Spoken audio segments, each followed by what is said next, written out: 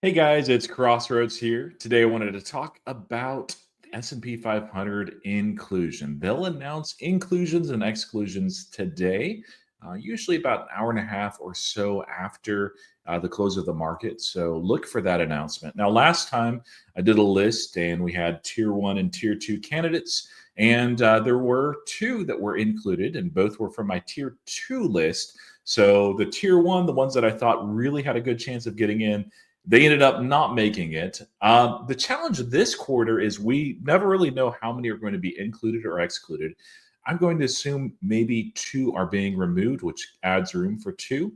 One of the issues is that late in the Biden administration, there was a real slowdown in mergers and acquisitions, and as a result, usually that gives room to about four or five extra companies in the S&P 500 as these large conglomerates continue to conglomerate. But that's not been the case recently. So there's talk about Intel possibly being excluded, Walgreens Boot Alliance possibly being excluded, and also maybe SMCI, although they've stepped it up a little bit, they've at least filed. So we'll have to wait and see. And usually there's one or two that are possibilities that I've overlooked. And so I'm guessing that there's going to be maybe two that are excluded in total. So as far as companies that are top of radar, top of mind, one of those is on my shirt, Robinhood.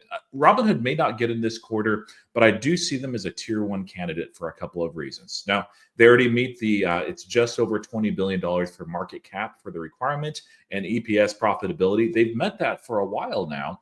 The stock price has certainly accumulated over time, but they've done a couple of things really, really well. One is they seem to be the very clear leader in this emerging, growing, novel industry as far as being a financial platform. Of course, there's many other competitors there as well in that space, but they had a great investor day, of course, in the NASDAQ itself, which I don't think hurts, even though, yes, it's SP 500 inclusion. They also ended up posting absolutely ridiculous earnings, growing 100%, actually a little bit over revenue year over year. Vlad recently, in a very long form fireside chat, had mentioned that Robinhood, that he sees it very possibly growing over the next 10 years by 10x for revenue. They have cost control, and so that's very exciting, especially the things he said about institutional investing. Now, they may not get in this quarter. It would shock me if they don't get in this year. But they are one of those tier one candidates. Now, along with Robinhood, I also see one of their competitors as Coinbase as being a tier one candidate. Coinbase has an incredible product, but one of the challenges with Coinbase is that they are very much cyclical. Now, Robinhood has an element of cyclicality, quite a bit actually, but that makes Coinbase makes Robinhood look just boring and flat as far as cyclicality. Let's take a look at Coinbase here. So this is showing on Visual Stocks, not a sponsor. It's a friend of mine's site, very, very good. But you can see the revenue, just how lumpy it is. And that's just because how cyclical and how lumpy crypto is. And so some quarters will post massive revenue. Others, it'll be a little bit slower. You can see back here what they did under COVID as well. They are profitable, but look at their profitability. Their net income was quite low in quarter two and quarter three. There were some reasons for that, and very, very good in quarter four. Now, Robinhood had the same thing, but it's not nearly as cyclical. In fact, let's go ahead and pull them up so you can take a look at that just for comparison. And you can see here, net income, yes, look at that massive spike in net income. That's nearly $1 billion, which is ridiculous. Some of that, though, is because of a realized tax loss from years earlier. But you can see here that their net income is actually quite cyclical. There is some seasonality in quarter two that we've talked about. If you look at their revenue, it is a lot less cyclical than Coinbase. Now, is it a requirement that companies entering the S&P 500 are not cyclical? No, not at all. And so Coinbase, I think, gets in as well. Maybe not this quarter, but if Robinhood or if Coinbase enters this quarter, then it's very likely that the other one enters the following quarter unless something strange happens. IBKR as well, that's IB, Interactive Brokers. When I published my list on X, I realized I had overlooked them. I shouldn't have. They are a massive player, not growing nearly as fast, and I don't think that they're nearly as exciting and differentiated as these two companies, but they are eligible. They also might be included. Now, my last tier one candidate is AppLovin.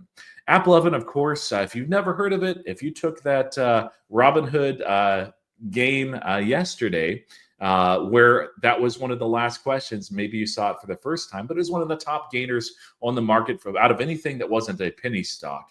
They, of course, do mobile gaming platform software specific to ads. And so a lot of those mobile game ads that you play where you're actually playing part of a game or a fake game sometimes, they've done very, very well in that business. And so their net income is really up. Their revenue is up. They're growing well, even though the stock has come down a little bit. So I would be pretty surprised actually if AppLovin doesn't get in this time. And so AppLovin, Robinhood, and Coinbase are the three that I see as tier one.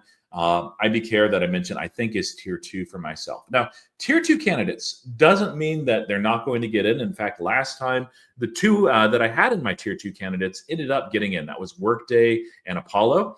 And this time, that could well be the case, especially for this first mention, the Trade Desk.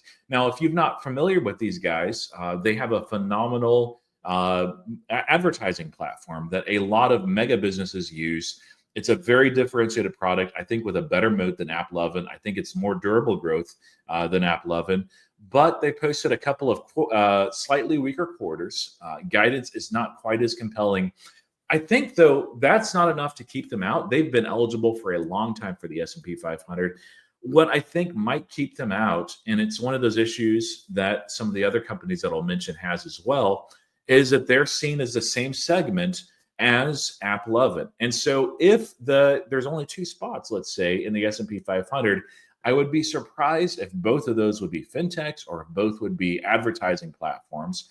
And I think AppLovin here has an edge. So the Trade Desk, they've waited a long time. They might have to wait a little bit longer, but I could be wrong. This could be the time when they absolutely get included. That would be exciting for shareholders. Now, Vertiv Holdings, VRT ticker symbol, is one of those that I think also has a great chance as a tier two candidate to get in. Now, they have a cooling technology for their data centers, which data centers are all the rage. They're continuing to grow. If you look and talk about mega caps, they're talking about building out a lot of these data centers as well. And so they're going to do very, very well. Now, their income has inflected somewhat. So let's take a look at Vertiv. Here Vertiv is, and you can see that they are eligible. Now, 30.5 billion, it's not the largest market cap out there. And so that may be one of those things that I think bumps them down a tier. I wouldn't hold that against them necessarily. You can see their revenue growth is quite good. Their CAGR is good as well. But if you look at their net income, there is a gap right here. This doesn't really matter, even though that they had negative net income. The S&P 500 inclusion is all about over the last year, if they were EPS profitable or not, and they certainly are. Now, one other issue that I think bumps them down a tier is you can see that they continue to produce a little bit lower net income. Now, this was kind of a one-off, same with quarter one as well. But I think that the market might wait maybe one or two more quarters simply to get this out of the way and see what their net income does and allow time for that market cap to increase. But I think Vertiv has a good chance of getting in even this quarter, that they're a tier two candidate, which is a very credible candidate. Datadog is another one that I see as a tier two candidate as well. They're an excellent company. Data is the new oil. You've heard of all that. Datadog has done very well in that environment, and they're a unique entry here. They do have a lot of stock-based compensation, but that didn't hold names back like Palantir, which certainly had that as well.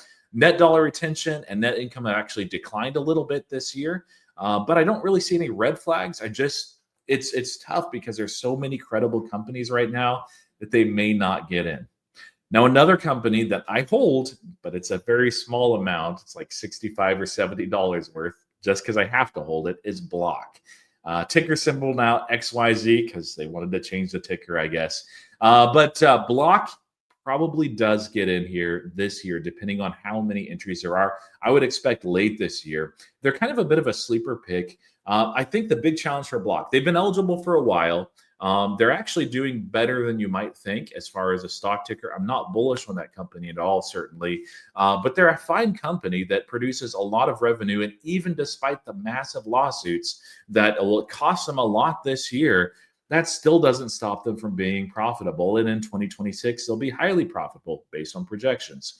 Now, the biggest challenge, though, again, is if there's just two companies that get in, are you going to pick Block over Robinhood? Are you going to pick Block over Coinbase? Are you going to pick Block over IBKR? I don't think so. No, they're going to probably have to wait, several quarters, maybe late this year to get in. Vive is another one that I've really not talked about before. It wasn't on my radar before. Vive is a company a lot like Boxable that they make ready to install homes. They have a lot of smart home technology as well.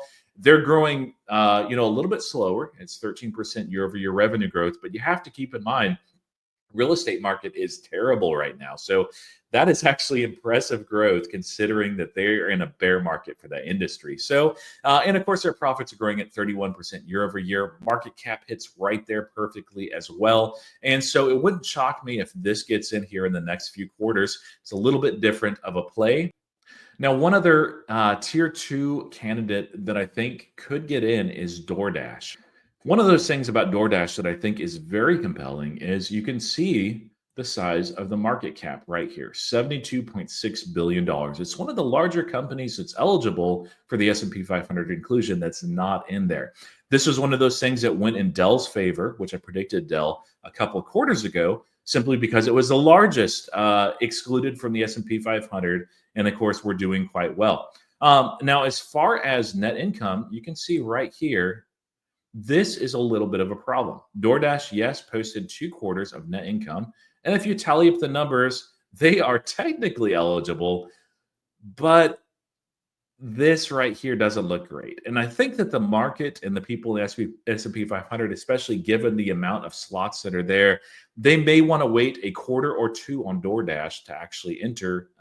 Now, if DoorDash keeps doing this and they keep putting up positive net income, again, they're eligible already right now. They don't have to wait, but I think that they might just be a tier down from some of the other leaders, even despite the market cap size, but certainly they are free cash flow positive.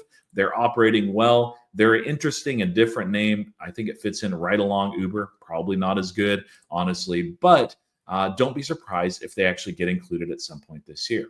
Now, you might be thinking I've overlooked some names, and that is right. There's a lot of names out there that are eligible that could get in, names like Carvana, names like Pins, but there's a lot of names too that are further out in the radar. And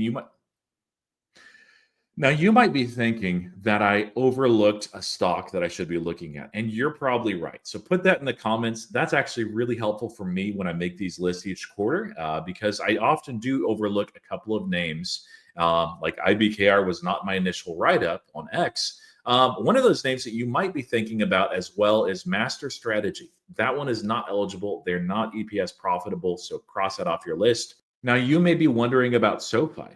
Problem is, SoFi is not eligible for S&P 500 inclusion. The S&P 500 has continued to require higher and higher market caps. And right now, SoFi's is just under $14 billion. Of course, the stock has done this, which has not helped. And they're early in their profitability, probably going to need to wait until late 2026, early 2027 to be included. So way too early for that one. Pinterest is another one that's a little bit too early on in my estimation, although there's been some recent excitement over them. Carvana is likewise there as well. And Monday, MNDY, is a sleeper. It's not there yet as far as eligibility for market cap, just like HIMS. I think that these are two companies that maybe in 2 years that they'll start being that tier one list until they actually get in. Great product, great company, but they don't hit the eligibility there. Let me know what you think in the comments. Who are your picks? If there's two that get into the S&P 500 today, who are some companies that I'm sleeping on? Because I know that there's some out there that I'm not even aware of, that I've not done much work on, like Southern Copper Corp. There's usually companies like that that are eligible that I just don't overlook or talk about very much. Let me know in the comments. Love to hear that. As always, thank you for liking, commenting, and subscribing. For now, happy investing.